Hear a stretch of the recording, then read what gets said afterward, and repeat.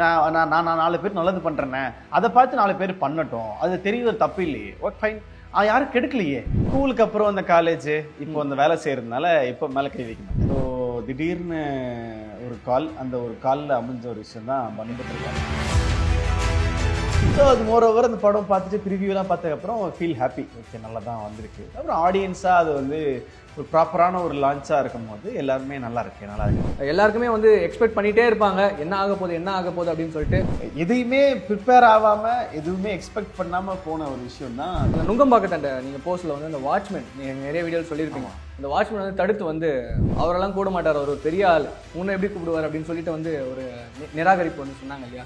ஒரு எல்கேஜி பையனை கூப்பிட்டு மைக்கில் ஒட்டி இவங்களுக்குலாம் இன்ட்ரோ கொடுத்தா எப்படி இருக்கும், அந்த மாதிரி தான் அவங்கள பார்த்தா நம்ம வளர்றோம். ரிலாக்ஸ் ஆறு, இன்னும் ரொம்ப யோசிக்காத, ரொம்ப டென்ஷன் ஆகாத, ரிலாக்ஸாக பண்ணு. ஸோ எல்லாருமே ரொம்ப கம்ஃபர்ட் பண்ணாங்க. அது எனக்கு இன்னும் கொஞ்சம் சப்போர்ட்டாக இருந்துச்சு. ஓகே, ஸோ நீங்கள் நம்மளை கலாய்க்காத சிரிக்கிறாங்கன்னும் போது ஓகே, நீங்கள் சிரிக்கிறீங்கன்னா கலாய்ச்சா என்ன, வாங்கினா என்ன. இந்த ஆட்டோ வாங்கி தரதாகட்டும், இல்லை ஹேண்டிகேப் ஹெல்ப் பண்ணுறதாகட்டும், இல்லை ஆப்ரேஷன் ஹெல்ப் பண்ணுறதாகட்டும், இந்த மாதிரி நிறைய விஷயங்கள் கேபிஐ பால பண்ணிட்டு இருக்கு சொல்ல. ஆனால் சில பேர் வதந்திகளை கலப்பி ஒரு மேலே ஒரு ஸ்கேம் வைக்கிறாங்க. நம்ம நல்லா நடிக்கிறோம், நல்லா நடிக்கல, அதுக்கு ரிவ்யூ சொல்கிறாங்க, நம்மளை கலாய்க்கிறாங்கன்ற தாண்டி நம்ம தயார் பண்ணிக்கிறது இல்லை.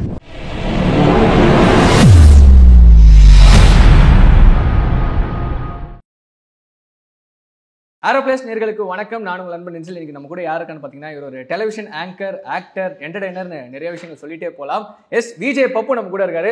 வணக்கம் பிரதர். வணக்கம் பிரதர், எப்படி இருக்கீங்க? ரொம்ப நல்லா இருக்கேன். உங்களை பார்த்ததுல இன்னும் ஹாப்பியா இருக்கேன். தேங்க்யூ. ஸோ நிறைய படங்கள் பண்ணிட்டே இருக்கீங்க லைன் அப்ல இல்லையா? எஸ். ஸோ இந்த ஒரு படம், கமர்ஷியல் படம், அதுக்கப்புறம் ஒரு வெப் சீரிஸ், இந்த மாதிரி நிறைய படங்கள் பண்ணிட்டே இருக்கீங்க. ஸோ பன் பட்டர் ஜாம் இப்போ வந்து சமீபத்தில் பண்ணியிருக்கீங்க. அதில் ஒரு ப்ராமினென்ட் ரோல் பண்ணியிருக்கீங்க இல்லையா? அதில் அப்பா சொல்கிற பையனாக இருப்பீங்க, அப்பா சொல்கிற பேச்சை தட்டாத ஒரு பையனாக இருப்பீங்க. ரியல் லைஃப்லேயே அது மாதிரி தானே? ஆமாம். ரியல் அவ்வளோ ஸ்ட்ரிக்டான அப்பா கிடையாது, அவ்வளோ ஸ்ட்ரிக்டான அப்பா கிடையாது. ஸ்கூல் படிக்கும் போது அடி வாங்கினது உண்டு. ஓகே. ஸ்கூலுக்கு அப்புறம் அந்த காலேஜ், இப்போ அந்த வேலை செய்யறதுனால இப்போ மேலே கை வைக்க மாட்டார். அதுதான். அப்பெல்லாம் நல்லா ஃபுல்லாக கை மட்டும் தான் வச்சுன்னே இருப்பாரு. அவ்வளோ அடி வாங்குவேன்.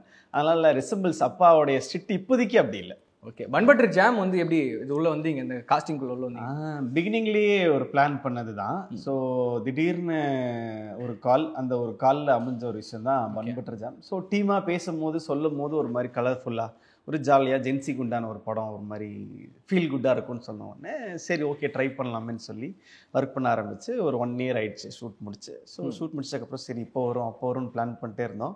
ஒரு கரெக்டான டைமில் லான்ச் ஆகி அந்த ஷூட் அந்த ப்ரீ பிளான் பண்ணுவாங்க இல்லையா, ப்ரீ ப்ரொடக்ஷன் சொல்லிட்டு கரெக்டாக நம்ம ஷூட் ஸ்டார்ட் பண்ணுவோம் அப்படின்னு சொல்லிட்டு வெயிட் பண்ணுவோம் இல்லையா? அந்த வெயிட்டிங் இருக்கு பாருங்க, அதான் ஒரு பெரிய ப்ராசஸ் அப்படின்னு நான் நினைக்கிறேன் ஆக்டருக்கு இல்லையா? ஆமாமா. அது எடுக்கும் போது ஒரு வெயிட்டிங் இருக்கும், எடுத்ததுக்கு அப்புறம் நம்ம போஸ்டர் எடிட் பண்ணாம இருக்குமா, எடிட் பண்ணிடுவாங்களா, நம்ம இருப்போமா அந்த படத்துல அப்படின்னு எல்லாருக்கும் ஆக்டருக்கும் அது வந்து படத்துல நடிக்கும் போது இருக்கும். ஸோ அது மோரோவர் அந்த படம் பார்த்துட்டு ப்ரிவியூலாம் பார்த்ததுக்கப்புறம் ஃபீல் ஹாப்பி. ஓகே, நல்லா தான் வந்திருக்கு. அப்புறம் ஆடியன்ஸாக அது வந்து ஒரு ப்ராப்பரான ஒரு லான்ச்சாக இருக்கும் போது எல்லாருமே நல்லா இருக்குன்னு சொன்னாங்க. சூப்பராக வந்திருக்கு பன் பட்டர் ஜாம். நீங்கள் நல்லா பண்ணியிருக்கீங்க. அது ஒரு அந்த ரோல் வந்து நாட்டை உடைக்கிற ஒரு ரோல். ஏன்னா எல்லாருக்குமே வந்து எக்ஸ்பெக்ட் பண்ணிட்டே இருப்பாங்க, என்ன ஆக போகுது அப்படின்னு சொல்லிட்டு. நீங்க வருவீங்கன்னு யாரும் எதிர்பார்க்க மாட்டாங்க இல்லையா? ரொம்ப சூப்பரா இருந்துச்சு ப்ரோ. தேங்க்யூ. ஸோ அடுத்தபடியா நீங்க விஜய் டிவி, இந்த ஒரு விஷயம் வந்து ஒரு பிரம்மாண்டமான ஒரு தொலைக்காட்சி அப்படின்னு சொல்லலாம் விஜய் டிவியை. எஸ் பிரதீப் மில்ராய் உங்கள்கிட்ட கால் பண்ணி நீங்கள் வந்து ஒரு டெலிவிஷன் ஆங்கர் ஆகணும் அப்படின்னு சொல்லிட்டு வந்து கால் பண்ணி சொன்னார் இல்லையா? ஸோ நேரில் வந்து பாருங்க, ஆஃபீஸ் அண்ட நுங்கம் பக்கத்தில் தான் இப்போ ஆஃபீஸ் இருந்துச்சு, விஜய் டிவி ஆஃபீஸ். அப்போ நேரில் போய் பார்த்துருப்பீங்க இல்லையா? எப்படி இருந்துச்சு அந்த ஒரு தருணம்? அதான் நான் எப்பயும் சொல்கிற மாதிரி சில விஷயங்களை நீங்கள் கனவு காண்டலாம், கனவுல வந்து நம்ம வச்சுக்கலாம். ஓகே, இது கனவுல வந்தால் நல்லா இருக்கும்னு. சில விஷயங்கள் கனவுலேயே காணவே முடியாதுல்ல, அதுக்கு நம்ம வந்து அதுக்கு அவ்வளோ பெரிய கனவாக இருக்கும். Dream comes true. ஆமாம், ட்ரீம் கம் ட்ரூ தான் வந்து விஜய் டிவி. ஸோ ஏதோ ப்ராங்க் பண்ணுறாங்க போலன்னு வழக்கம் போல் போனால் போய் உட்காரும் போது இதெல்லாம் நடக்கும்போது என்ன நடக்குது, என்ன யார் கிரிக்கெட்டு, என்ன விக்கெட்னே தெரியல, என்ன மேட்ச்னே தெரியல, நம்ம பேட்டிங்கா பவுலிங்கா பேட்டிங்கா ஃபீல்டிங்கா இல்லை ஆடியன்ஸா என்னன்னே தெரியலையே அப்படின்ற மாதிரி ஒரு எதையுமே ப்ரிப்பேர் ஆகாமல், எதுவுமே எக்ஸ்பெக்ட் பண்ணாமல் போன ஒரு விஷயம் தான் விஜய் டிவி. ஸோ நான் இதை வந்து கடவுளுக்கு தான் நான் வந்து நன்றி சொல்லணும். ஆல்வேஸ் என்ன ஒரு விஷயம் நம்ம லைஃப்பில் சர்ப்ரைஸ் மேஜிக் நடந்தாலும் அதுக்கு ஒரு பெரிய காரணம் கடவுளுக்கு தான் உண்டு எப்பயுமே. ஸோ அந்த நுங்கம்பாக்கத்தாண்ட நீங்கள் போஸ்ட்டில் வந்து அந்த வாட்ச்மேன், நீங்கள் நிறைய வீடியோவில் சொல்லியிருப்பீங்க, அந்த வாட்ச்மேன் வந்து தடுத்து வந்து பிரதீப் மில்ராய் அவர்கள் வந்து கூப்பிட்டுருக்காரு. நீங்கள் சொல்லும்போது வந்து அவரெல்லாம் கூட மாட்டார், அவர் ஒரு பெரிய ஆள், உன்னை எப்படி கூப்பிடுவார் அப்படின்னு சொல்லிட்டு வந்து ஒரு நிராகரிப்பு வந்து சொன்னாங்க இல்லையா? அந்த விஷயம் எப்படி இருந்துச்சு? அப்போ எனக்கு அது புதுசு கிடையாது. அந்த மாதிரி நிறைய சேனல் போயிருக்கேன். நிறைய சேனல்ல ஒரு சேனல்ல 2 சேனல் நிறைய சேனல் அப்படி வெயிட் பண்ணது உண்டு. அதனால எனக்கு வந்து அது ஒரு புதுசாலாம் தெரியல. அதனால அவர்கிட்ட ரிக்வெஸ்ட் தான் பண்ணேன், இல்லைங்க உண்மையாங்க ஆனா ஃபோன்லாம் எடுத்து காமிக்கிறேங்க, இந்த நம்பர்ல இருந்தாங்க ஃபோன் பண்ணாங்கலாம் சொல்றேன். அவர் நம்பவும் பார்க்கவே திரும்ப கூட தயாரா இல்லை. தம்பி போப்பான்னு அவாய்ட் பண்ணிட்டு இருந்தாரு. அப்புறம் கொஞ்ச நேரம் கழிச்சு தான் அங்கிருந்தே கால் பண்ணி வரும்போது தான் ஓகே. ஸோ எப்பயுமே நம்ம லைஃப்ல நிராகரிக்கிறதோ நம்ம அவமானப்படுறதோ நம்ம அது அவமானம் கஷ்டமா பார்க்க கூடாது. It's a process. நம்ம லைஃப்ல நம்ம கத்துக்கிற ப்ராசஸ். அதனால அதுக்கு உட்காந்து ஹர்ட் ஆயிட்டு அழுதுகிட்டு ஃபீல் பண்ணிட்டு ஐயோ நம்மள ஹர்ட் பண்ணிட்டாங்களா அப்படிலாம் இருக்காம வாட் நெக்ஸ்ட்னு பாக்குறது தான் நம்ம லைஃப் வந்து கூட்டு. கண்டிப்பா நான் நிறைய அழுதுருப்போம் இல்லையா? இந்த ஒரு இடத்துக்கு வர சொல்ல வந்து நம்ம தனியா உட்காந்து அழுவோம். ஸோ அப்படியே ரூம் போட்டு அழுகுற மாதிரி தனியா. என்ன ஆகுனா ஒரு வாட்டி ஹர்ட் ஆகும்போது அவமானப்படும் போது நீங்க அழுவீங்க. ஆமா. ஒரு வாட்டி படும்போது என்ன ஆகுனா அது மறந்துடும். ஆமா ஓகே ஒரு வாட்டி அடிக்கும் போது தானே வலிக்கும். அதனால ஒரு டைம்க்கு அப்புறம் என்ன ஆகுனா ஓகே இப்போ என்ன ஹர்ட் பண்ண போறீங்களா, அடிக்கிறீங்களா, அடிச்சுக்கிறீங்க ஐடி ஆனதுனால அது ஒரு மெச்சூரிட்டி நம்ம கத்து கொடுக்கும்ல. போ அதெல்லாம் பழகும். கண்டிப்பா. இந்த கலக்க போவது யாரு, இந்த ஸ்டேஜ்ல போய் ஃபர்ஸ்ட் நின்று இருக்கீங்க, ஒரு ஆங்கரா நின்று இருக்கீங்க, அது எப்படி இருந்துச்சு அந்த ஒரு விஷயம்? அப்படியே எப்படி இருந்துச்சுன்னா நம்ம ஸ்கூல்ல வந்து ஒரு ஆனுவல் டே ஃபங்க்ஷன்ல எல்கேஜி பையனை மட்டும் ஒரு இடத்துல விட்டா எல்லாம் சுத்தி +2 பசங்க எல்லாம் வந்து பாஸ் அவுட் ஆக போறானுங்க, எல்லாம் பெரிய ஆளுங்க இருக்கும் போது ஒரு எல்கேஜி பையனை கூட்டு மைக்ல ஒட்டி இவங்களுக்கு எல்லாம் இன்ட்ரோ கொடுத்தா எப்படி இருக்கும் அந்த மாதிரி தான் அவங்கள பார்த்தா நம்ம வளர்றோம். ஓகே. அங்க இருக்கிற ஜட்ஜஸ், கண்டஸ்டன்ஸ், KPY 5, 6, 7 அது இல்லாமல் சிரிச்சா போச்சு லெஜெண்டரி டீம். ஸோ இந்த மாதிரி இவ்வளோ பெரிய டீமை நான் வந்து ஒரு ஆங்கராக ஹேண்டில் பண்ண போகிறேன் நினைக்கும் போது அப்படிதான் ஆச்சு. ஸோ அதை தாண்டி நிற்கும் போது எல்லாருமே ரொம்ப கம்ஃபர்ட் பண்ணாங்க. ஆமாம் தாம்சன் சார். ஸோ என் கூட இருக்க சிவரஞ்சனி அவங்க கோ ஆங்கர் அவங்க முதற்கொண்டு எல்லாருமே ரொம்ப கம்ஃபர்ட். தாம்சன் சார்லாம் வந்து என்னை பார்க்கும்போது தம்பி ரிலாக்ஸாரு, எதுவும் ரொம்ப யோசிக்காத, ரொம்ப டென்ஷன் ஆகாத, ரிலாக்ஸாக பண்ணு.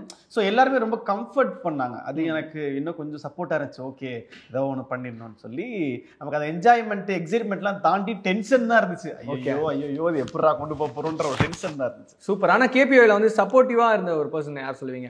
ஏன்னா அந்த ஒரு ஸ்டேஜில் நிற்க சொல்ல, ஒரு பெரிய கிரவுண்டில் நிற்க சொல்ல ஒரு சப்போர்ட்டிவான பர்சன் எப்பவுமே வந்து எனக்கு சப்போர்ட் பண்ணுவாங்க. இது பண்ணுப்பா, அதை பண்ணுப்பா, இது பண்ணா ரொம்ப சூப்பராக இருக்கும், இதை வந்து ஹிண்ட் எடுத்து பண்ணு, இல்லை டாக் பேக்ல சில பேர் சொல்லிட்டே இருப்பாங்க. அந்த மாதிரி யார்? மோரோவர் ஆன் ஸ்டேஜில் வந்து நிறைய அங்கே கண்டஸ்டன்ஸ் எனக்கு வந்து அடிச்சுனே இருப்பாங்க. இந்த கவுண்டர் போடு, இந்த கவுண்டர் போடு, இந்த பஞ்சு போடு, இந்த பஞ்சு போடு நல்லா இருக்கும். ஸோ அந்த மாதிரி ஃபுல்லாக அவங்க வந்து கொடுத்துன்னு இருப்பாங்க. ஆஃப் ஸ்டேஜ் டாக் பேக்குன்றதை தாண்டி மாக்காப்பான எப்பயுமே இருப்பார். ஸோ மாக்காப்பான வந்து டக்குன்னு அது போடு இது போடு. ஸோ மோரோவர் எல்லாத்துக்குமே சின்ன பையன்றதுனால இவன் வந்து ஜூனியர் பையன், இவனை ராகிங் பண்ணலாம் இருக்காது, கற்றுக் கொடுக்கணுன்ற கதை இருப்பாங்க. ஆனால் கலாய்ப்பாங்களே, அது ஒரு டைம்ல என்ன ஆச்சுன்னா தாம்சன் சார் சொன்ன ஒரு விஷயம் தான், சரி நீ வந்து ஒண்ணு பண்ணு, கலாய்க்கணும் ஆசைப்படுறத தாண்டி கலாய் வாங்க ட்ரை பண்ணு, அக்செப்ட் பண்ணிக்கோ. கலாய் வாங்குறதுமே ஒரு ரியாக்ஷன் நீ காமிக்கும் போது அது ஒரு காமெடியா இருக்கும். ஸ்மைல் பண்ணி, ஆமா ஸ்மைல் பண்ணிரு. அதை நீ அக்செப்ட் பண்ணிக்கிறதும் ஒன்று இருக்கு. கலாய்க்கிறாங்கன்னா கலாய் வாங்குறதும் ஒரு காமெடி தான். அதை நீ கரெக்டா கேரி பண்ணா சிரிப்பாங்க. அப்புறம் சிரிக்க ஆரம்பிச்சாங்க. ஸோ ஒரு 10 எபிசோடுக்கு அப்புறம் என்ன பண்ணனா, நான் பேசணும், கவுண்டர் அடிக்கணும், அவங்களை காலி பண்ணணும்லாம் யோசிக்கல. சம்திங் அவங்க அடிச்சா கூட அதை வாங்கிக்கணும், அது கரெக்டா அது வந்து சிரிக்க வச்சிடணும். என்னது நம்ம சிரிக்க வைக்கிறதா நம்ம வேலை அப்படின்னு சொல்லிட்டு அதை நான் கேரி பண்ண உடனே அது இன்னும் நல்லா ஒர்க் அவுட் ஆச்சு. ஸோ நீங்கள் நம்மளை கலாய்க்கிறத சிரிக்கிறாங்கன்னும் போது ஓகே நீங்கள் சிரிக்கிறீங்கன்னா கலாய்ச்சா என்ன, கலாய் வாங்கினா என்ன, ஓகே கலாய்ங்க அப்படின்னு சொல்லிட்டு ஆனது தான் அந்த பீரியட். Very nice bro. கேட்கும்போதே இந்த ஜேர்னி கேட்கும்போதே எனக்கு ரொம்ப ஹாப்பியாக இருக்குது. அடுத்தபடியாக இப்போ KPY பாலா கூட நீங்கள் வந்து ஆங்கராக இருக்கு சொல்ல வந்து KPY பாலா ஒரு கண்டஸ்டண்ட்டாக இருந்திருப்பாரு. இப்போ வந்து அவரை பற்றி சில குற்றச்சாட்டு சொல்கிறாங்க, ஸ்கேம் சொல்கிறாங்க. அவர் நிறைய உதவிகள் மக்களுக்காக நிறைய பேர் விஷயங்கள் பண்ணியிருக்காரு.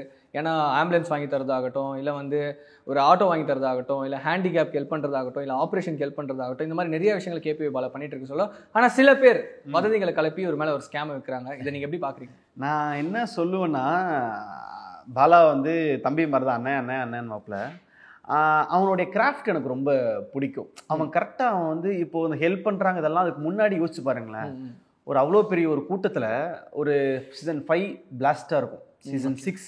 ஸோ இந்த மாதிரி சிரிச்சா போச்சு, இவ்வளோ டீம் இவ்வளோ காம்பிடன்ஸ் மத்தியில் தன்னை தெரிய வச்சு தன்னை எப்படியாவது ஏதாவது ஒரு வேஷம் போட்டு, ஏன்னா சாம்பியன்ஸ் தான் நிறைய பேர் பிரேக் கொடுத்துச்சு, கலக்க சாம்பியன்ஸ், அதில் இவனும் ஒருத்தன். ஸோ அவ்வளோ போராடுவான், உட்காந்து அவ்வளோ ஒர்க் பண்ணுவான். ஏதாவது ஒரு கவுண்டர் ஒர்க் அவுட் ஆகிடாதா, ஏதாவது கவுண்டர் வந்து ரீச் ஆகிடாதா, அவன் வேண்டிக்கிட்டு தான் வந்து செட்டுக்குள்ளேயே வருவான், வேண்டிக்கிட்டே இருப்பான், வேண்டி முடிச்சா செட்டுக்குள்ளேயே வருவான். டெடிகேஷன். அவன் வந்து செம்ம டிசிப்ளினான ஒரு பர்சன். ஸோ நான் சினிமாவில் நான் சொல்கிறேன். ஸோ அவனுடைய கிராஃப்ட் பார்த்தீங்கன்னா காமெடியன், ஒன் ஆஃப் த காமெடியான மாறினா எல்லா ஷோவிலையும் போயிட்டு கவுண்டர் அடிக்கணும் அந்த மாதிரி சொல்லி ஒன் ஆஃப் த காமெடியான மாறினா, அதுக்கப்புறம் ஒன் ஆஃப் த ஆங்கர் ஆனா அதே விஜய் டிவில அதுக்கு தன்னை மாத்திக்கிட்டான். ஆங்கர் ஆனா அதுக்கப்புறம் அவார்ட் ஃபங்க்ஷன்ஸ், பெரிய பெரிய படங்களுடைய ஆடியோ லான்ச் அந்த ஷோஸ் ஒர்க் பண்றதா இருக்கட்டும். ஸோ அதுல ஒரு ஆங்கர் ஆகுறது. அதுக்கப்புறம் தன்னை ஒரு உருவமா மாத்தி கொஞ்சம் பிசிக்லாம் ஓகே, நம்ம இப்படிதான் நம்ம பிசிக் இருக்கணும், நம்ம கொஞ்சம் பாடி ஏத்திக்கணும். ஸோ அதை கரெக்டா ப்ரிப்பேர் பண்ணி ஒரு படம் நம்ம நல்லா நடிக்கிறோம் நல்லா நடிக்கல அதுக்கு ரிவ்யூ சொல்றாங்க நம்மளை கலாய்க்கிறாங்கன்ற தாண்டி நம்ம தயார் பண்ணிக்கிறது இல்ல. ஆமா அவன் பண்ணா ஆன் தி சரௌண்டிங், நம்ம ஆன் தி சரௌண்டிங். இவ்வளவு பெரிய கூட்டத்துல விஜய் டிவில எத்தனையோ ஆயிரம் பேர் காமெடிஸ் நீங்க பார்த்திருப்பீங்க, எத்தனையோ பேரை பார்த்திருப்பீங்க. அதை தாண்டி அதில் சர்வை பண்ணி அவன் ஒரு கிராஃப்டை எடுத்துட்டு வந்து எல்லாரும் சொல்லுவாங்க காமெடி தாண்டி ஹெல்ப் பண்ணி தான் அவர் வந்து ரீச் ஆனாரு. ஆகட்டும், ஹெல்ப் பண்ணி தானே ரீச் ஆனாரு, யார் லைஃபையும் கெடுத்து ரீச் ஆகல. யாரையும் இல்ல, மத்தவங்களுக்கு உதவி பண்ணாவே சில பேருக்கு பிடிக்கல அப்படின்னு நான் நினைக்கிறேன். அதுதான் இல்ல, மத்தவங்க வளர்ந்தாலும் சில பேருக்கு பிடிக்கல.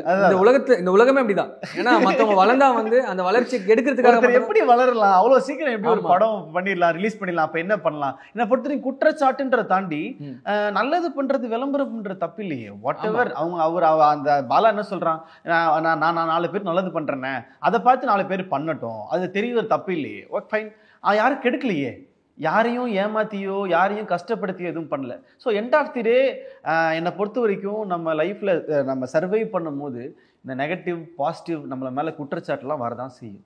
அதை நம்ம எண்ட் ஆஃப் தி டே நம்ம உண்மை பொய்ன்ற மனசாட்சியோட நடந்தோம்னா அதெல்லாம் நம்ம ஓரம் வச்சுட்டு பார்க்குற வேலையை கரெக்டாக பார்த்துருவோம். அது பாலா பண்ணிடுவான். என்னதான் குற்றச்சாட்டு வச்சாலும் அவர் பண்ண நல்ல விஷயங்கள் ஒண்ணு இருக்கு இல்லையா, அது கண்டிப்பா அவர் வந்து எப்பவுமே கண்டிப்பா அந்த கர்மா பாத்துக்கும்ல. எண்ட் ஆஃப் தி டே கடவுள் மட்டும்தான் நமக்கான ஒரே மெயின் ஜட்ஜ். அவரு தான் நம்ம நல்லது பண்ணுமா கெட்டது பண்ணுமா நம்ம உண்மையாவே இருக்கோமா தப்பா இருக்கோமா அவர் பார்த்துப்பாரு. ஸோ அந்த கர்மா நம்மள பார்த்துக்கும். அதான் சுத்தி இருக்கிறவங்க யார் வேணா பேசிக்கோங்க, ஆனா பாலா வந்து உயர்ந்துட்டே தான் இருப்பாரு. நான் சொல்றேன், ஆனா அவர் எப்பவுமே ஒரு லெவல்ல போயிட்டு தான் இருப்பாரு, நிறைய பேருக்கு உதவி பண்ணிட்டே இருப்பாரு. இன்னும் நிறைய படம் காந்தி கண்ணாடி மாதிரி இன்னும் நிறைய படங்கள் பண்ணி மக்களை வந்து மகிழ்ச்சிட்டே இருப்பாரு. ஸோ அடுத்தபடியா பாலா கவலைப்படாதப்பா, எல்லாம் நல்லதுதான், பார்த்துக்கலாம்.